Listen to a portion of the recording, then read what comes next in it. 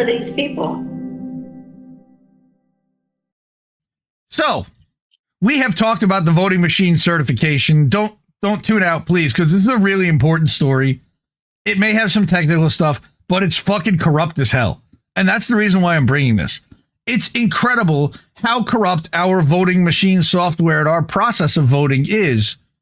Everybody says, vote harder. We don't here. You know that. You know that we are anti-federal electoralism. And this is a large reason why.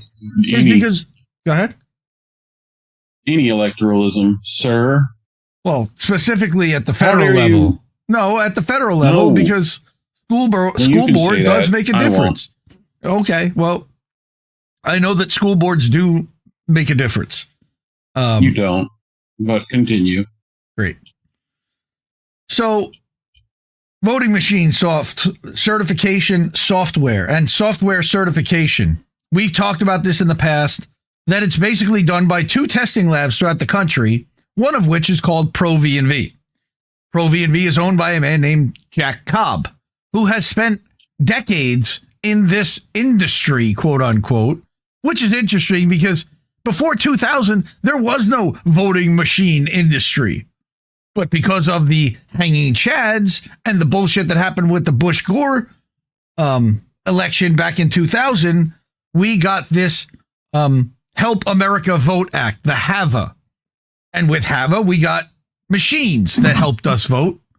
And with machines, that came software and private proprietary companies. Now, these private proprietary companies, they don't want their code publicly audited. So therefore, they give their code to a testing lab to then test the software and to test the changes to make sure that they're not impactful, because software gets updated, they put patches and they put updates out over time because they catch vulnerabilities or there are new additions or whatever. So as a software company, they have been putting out patches and they rely on one of these 2 testing labs to certify the vote. ProV&V, again, with this guy Jack Cobb, is one of them. And we have been talking about him for a couple of weeks because not only does he run a lab, but that lab sits in a building in a research park that is one of the most invested in military intelligence research parks, where there's a ton of things happening for the military in Alabama. Number one, he owns not just the office, but the entire building, which houses defense contractors. There's a major conflict of interest there. But now our friend Dissent and Bloom, she found something even more concerning here, was that this guy had no authority to certify machines. But even worse, that the machine companies themselves, and this guy admits that the testing software that he's getting from the machine companies, from ES&S and Dominion and Smart Tech, that they're providing the testing software. So they're providing the update, the patch, but they're also giving you the test with which the software with which to test it. That's a complete conflict of interest. Like, it's impossible. So I'm gonna start here. So every machine that Jack Cobb had certified after 2017 should have been pulled, and they weren't. It's insane. The EAC, which is a totally corrupt bureau, has looked the other way. So like she says, for years, Jack Cobb's voting systems test lab, ProV&V, certified nearly half of the voting machines used in U.S. elections, knowing that his lab's federal accreditation had quietly expired in 2017. Well, that's just a formality, right? When someone asked a state official for proof if it was still valid, a new document suddenly appeared on the EAC website. Amazing. It had no date. It had no signature. But reportedly, if you looked at the file's metadata, it wasn't even written by Jack Cobb. It was allegedly written by Jerome Lovato from the EAC. Wait, what? The machines he certified were already in use at the agency in charge of our elections. They said everything was fine. No need to pull the uncertified machines. Who are these people? Thank you for that, whoever that was. All right. This is the story of how a man with no security credentials, no cybersecurity background, and no independent testing approved software. He approved software that ran your elections. Wait, no independent testing. No, because he got the tests from the companies that he was trying to certify. And how the people who were supposed to stop him didn't multiple times. That's what's going on in this story. So like she says here, again, dissentandbloom.substack.com. Go give her a follow. If you've been following along with her articles, you'll remember this isn't the first time Jack Cobb's name came up. It isn't the second or the third. But in the last article, we talked about how Cobb and the EAC were marking serious software changes as de minimis, meaning that it's only meant for hardware changes too minor to test. And even when they absolutely didn't meet the criteria per the EAC's own rules. So there were rules about what was required to have a change. All right. Here's Kabashwari Kate. Thank you. Come to How Do We Miss That? Because we have a very little time to catch up and we bring so much more items. Thank you. We try to. So we talked about this again last week, was this software change, ECO 1188. Okay, this was a software change submitted by ES&S, which is, of course, the largest voting machine vendor in the country, just weeks before the 2024 election. And we talked about how ECO 1188 quietly removed a hash check in the system's configuration file. That's important because that hash check was supposed to verify the machine was running certified code. Without it, it could boot up any unauthorized or malicious software and no one would know. Risk limiting audits wouldn't catch it either because the hash check wasn't done. They don't know. So here's what she found out, and it changes everything. It's not even clear anymore if Cobb made the decision to call it a minor change.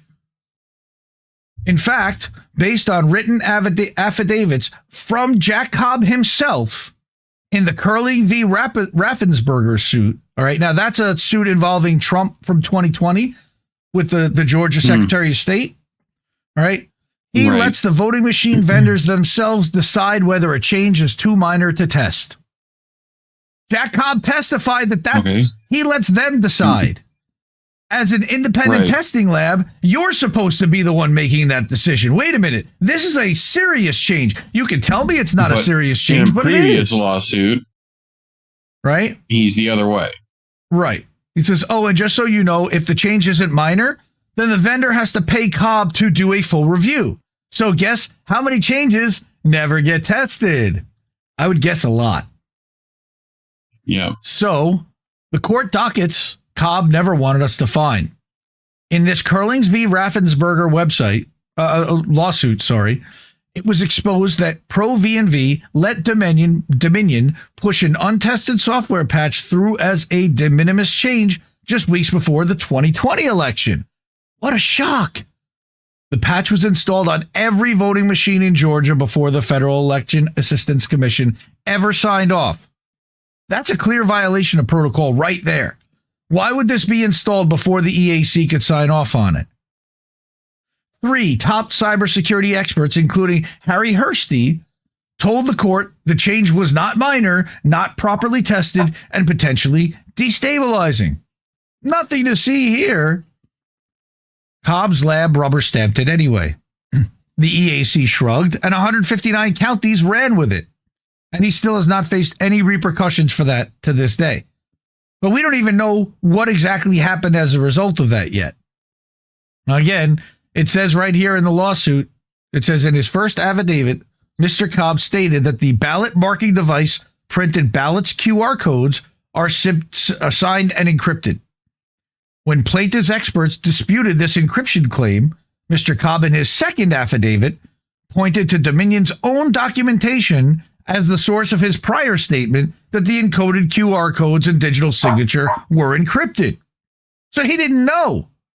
And at the injunction hearing, Mr. Cobb conceded that he accepted such representations on face value rather than on any testing that he'd done. He literally admits it in court. So here's the way it works. The vendor, one of the companies that makes the voting machines, writes the change summary, marks it as de minimis, and hands it to Cobb. Cobb's team signs it and passes that report along to the EAC, and the EAC signs off. The vendor profits from our tax dollars, the EAC profits from our tax dollars, and Cobb profits from the vendors. Let me repeat, there is no independent testing from our government, no actual verification of the reported findings, and there isn't even a second opinion. Mm-hmm. Welcome to voting 2025 in America. The EAC signs only on Pro V&V and Cobb's word, or the other testing lab. And Cobb, well, he's just repeating what the vendors told him. So the EAC is basically signing off on whatever the vendors are telling him passed through Cobb and the EAC itself. Right. This wasn't a one-time fluke. He wrote just weeks ago about this, about his time at Cyber, where he did the exact same thing. His previous voting system testing lab had no meaningful test capabilities of its own, no internal protocols, and no actual source code vetting. They simply, quote unquote, tested whatever the vendors gave them and then gave their stamp of approval because the vendors, the people profiting from these machines, told them everything was fine. This is literally how our machines are distributed and tested or not tested. Nobody knows whether these things are legit. Cyber literally lost their accreditation to test our voting machines after the HAVA Act became law, primarily due to this scandal.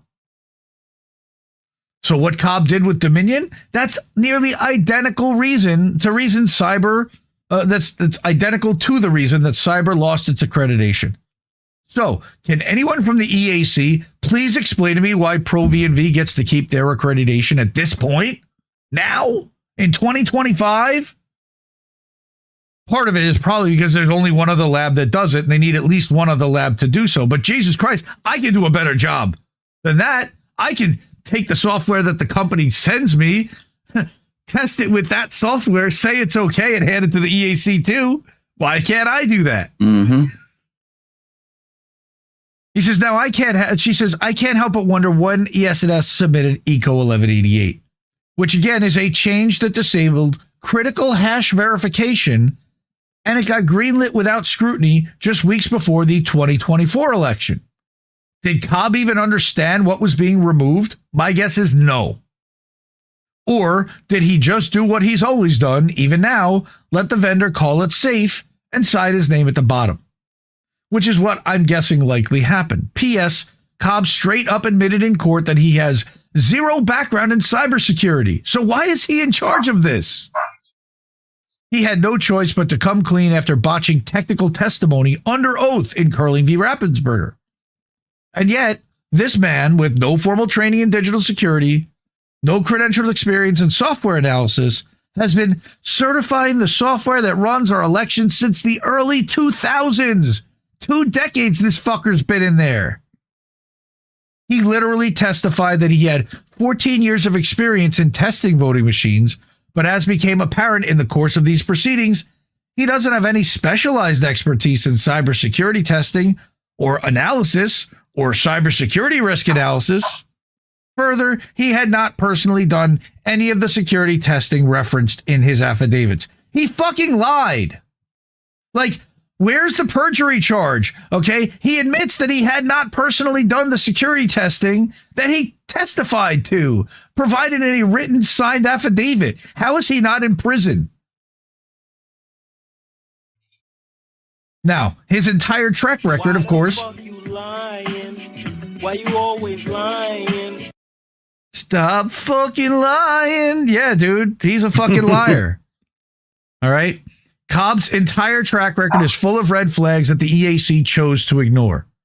I think it's beyond that. I think that they chose him for that because of the track record that he had. And I don't care if they come at me or not, but the evidence is clear here. According to official EAC records, Pro V&V's federal accreditation to certify our voting machines expired in February 2017.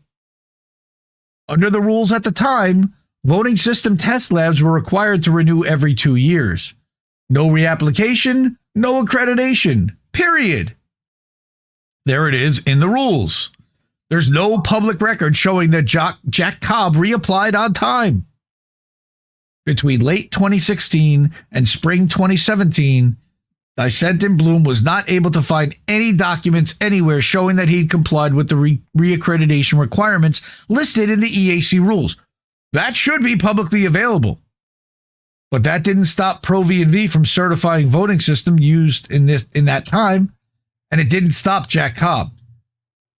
And the EAC, the Election Assistance Commission, the agency whose entire job is keeping labs like Cobb's in check, said nothing. There was no automatic alert, no red flag in the system blinking expired, no warning that Pro V&V had lost its federal accreditation. For years, nobody noticed. Or maybe they noticed and just didn't care because they kept signing off on Pro V&V's work anyway. Hundreds of software changes, certifications, approvals, all treated as if the lab were still in good standing. Why is this something Jerome Lovato did not notice? Or if he did, why didn't he report it? He's the guy whose literal job at the EAC was to oversee and validate these test labs. It took the federal lawsuit, Curling v. Raffensperger, to even raise this question. All right, that's in the court documents. Can you please advise whether Pro V&V is currently an accredited testing lab certified by the EAC? I mean, it sounds like his job is to make sure it isn't secure at this point. Basically, you know, just 6 days after plaintiffs in Curling emailed Georgia's Secretary of State asking for proof of Pro V&V's standing, magically an official letter of agreement from Cobb and Pro V&V suddenly appeared on the EAC's website. It didn't have a date and it didn't have a signature. According to court filings, the file metadata listed EAC official Jerome Lovato as the author. So basically now, he's now issuing that certification after the fact, not really even backdating it, because if he backdated it, he'd get caught acknowledging that it wasn't done in a timely fashion and that he had certified machines while his license was expired. It also incorrectly spelled Cobb's address, and the letter was addressed to someone who had left the EAC months before it even popped up. Basically trying to make it act like they sent it to somebody who was no longer there, and maybe it got lost in translation or buried in an inbox somewhere. To attract. Bullshit. all right. All right. The correct, Boulevards versus Boulevard. I don't know if it got to the right place. If this letter had existed all along, why wasn't it uploaded sooner? Why wasn't it signed? Why was it allegedly created in Photoshop and quietly backfilled onto the site? Yeah, the image metadata showed that they created this image in Photoshop. This wasn't a document that was scanned. Were they trying to cover their tracks? Well, it's pretty obvious that they were. Yeah, definitely. The rules that Pro You would V&V just was scan it through Adobe, right? right Or Acro, through whatever what's the PDF you were? scanning software you had, right? Right. But you wouldn't do it in Photoshop. The rules that Pro V&V was operating under at the time clearly required a dated, signed letter as part of the reaccreditation process. How did this guy not sign a piece of paper that said that he was applying for accreditation? Without that, the lab certifications should have been invalid. Every machine approved during that time should have been pulled, but they weren't, because that would have invalidated every election since. She says that she cannot see any other explanation that other than that this letter was an attempt to cover up what they'd done, but this lawsuit made that difficult. All right. For example, here is the initial letter that Pro V&V had sent to the EAC as part of their initial certification in 2012. This is how the new one should have looked, complete with a date and a signature. Effective through with the signature of the acting director. At that point, it was the acting executive director of the EAC. Right? So instead, the EAC suddenly retroactively changed the rules after the scandal, issuing a 2021 notice of clarification, claiming that the accreditations for these don't actually expire unless explicitly revoked. That says that it was valid if effective through February 7th, 2017, clearly. That interpretation directly contradicts the existing rules in place when Pro V&V's accreditation lapsed. How convenient. They're changing the rules after the fact to shoehorn in what they did. It also contradicts... What? It's just been revoked. Yeah, right? Diplomatic immunity? I mean, that's basically what they're claiming. Yeah. It also contradicts the fact that there are expired accreditations for old voting system testing labs on the EAC website, and those expiration dates on their own certificates seen below on the original Pro V&V certificate. Right? They quite literally changed the rules to whatever they covered their own ass after this scandal. Right? They just tried to manipulate it and sweep it under the rug. What exactly are we paying these guys for again? Oh, right. To allow them to remain election commissioners indefinitely while they illegally co-sign for private third-party groups to audit, quote unquote, stolen clones of our election software for MAGA. I believe she's talking about cyber ninjas and the 2020 audit there. She says, side note, does anyone else think it's odd how Lovato quietly left the EAC in 2021? Leaving right around the time the agency scrambled to cover for Pro V&V with that retroactive notice of clarification. And this is, again, the whole crux of it. The whole damn system is corrupt. The deeper you dig into the EAC, the clearer it becomes. This wasn't one rogue lab gaming the rules. It was a system built to let them. Because just like Cobb let the vendors tell him which software changes to test, the EAC itself let those same vendors help rewrite the rules that govern our voting machines. It's not a conspiracy theory. That's the basis of a federal lawsuit that's still ongoing, Stark v. EAC, filed in 2021. So she says again, according to court filings and internal records, the EAC allowed private voting machine vendors, the ones who profit off our elections, to secretly help draft the federal standards that determine how their machines are built and tested. It very much to me sounds a lot like what's happening in the pharmaceutical industry, where you've got pharmaceutical executives that run the FDA, right? Scott Gottlieb is a former Pfizer CEO, I believe, or a Pfizer executive. He's now the head of the EPA. I'm sorry. He's now the head of the FDA. I'm losing my mind. This all happened, again, behind closed doors with no public comment, no oversight, and zero transparency. The updated rulebook was quietly altered just days before release after meetings with corporate reps from the voting machine vendors. Hey, guys, we kind of fucked up here. Can you do us a favor and fix this? Emails obtained in discovery confirm it. The people writing our election rules were the same ones cashing checks to build the machines. And those are the rules that Pro V&V and Jack Cobb are still using today. She says, and she said that she, on a serious note, she's had some followers say they're giving up. They feel hopeless. She just wants us to know that she's not giving up. She's going to keep digging and connecting the dots and exposing every lie they bury. And you shouldn't give up either.